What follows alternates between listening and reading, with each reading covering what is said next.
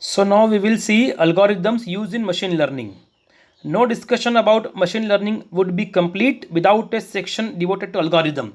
Lot many examples I have taken from Simply Learn from YouTube. So machine learning uses the prepared data to train a machine learning algorithm.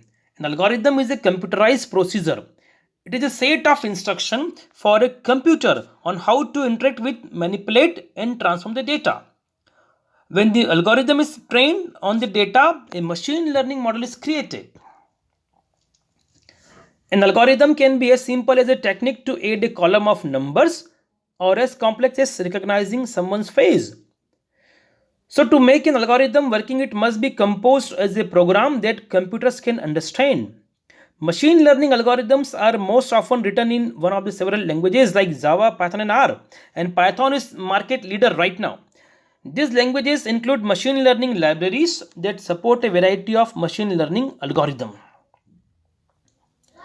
So the aim of good machine learning model must be to generalize well from the training data to the test data at hand. It means your algorithm should give perfect output when it is exposed to test data. Generalization means highly optimized for future data set as well. How well the concepts learned by the model during and training to the testing, then to the real life problem. Algorithms vary in their prediction accuracy, training speed, and the number of variables they can handle. So you have to decide what type of algorithm you have to use depending on data you have, type of data you have, and type of output you want, and how much time do you have. Because some algorithm may take hours and days, and some may take only few time. Algorithms must be selected prudently to ensure that they are fit for the problem at hand and the amount and type of data available. Selection is largely influenced by the application and the data available.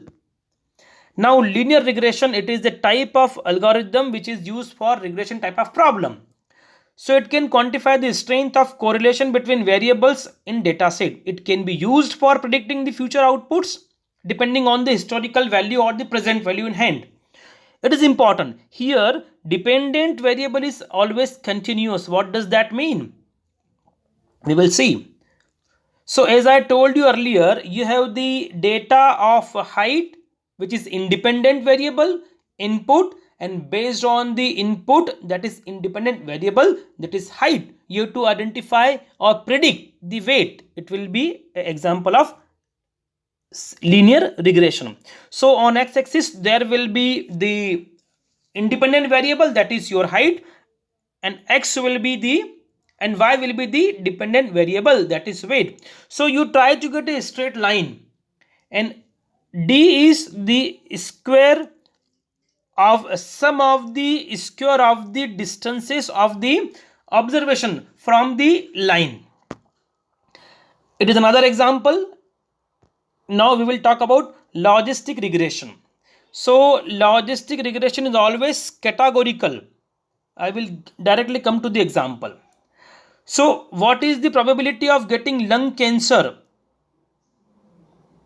depending on the additional kilogram a woman or man puts on, or depending on the every pack of cigarette he or she smokes.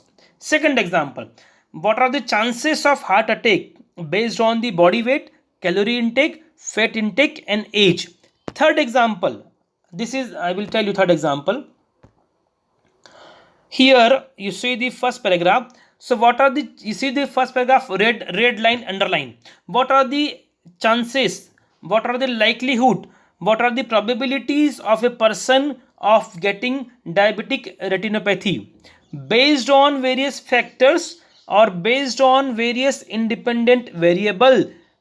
That is, does the patient have family history, does the patient have the neuropathy, does the patient has nephropathy, does he smoke, does he have the cardiac problem. So depending on various type of independent variable, you have to identify the likelihood of dependent variable or you have to identify the predictions. You have to have the likelihood depending on more than one variable.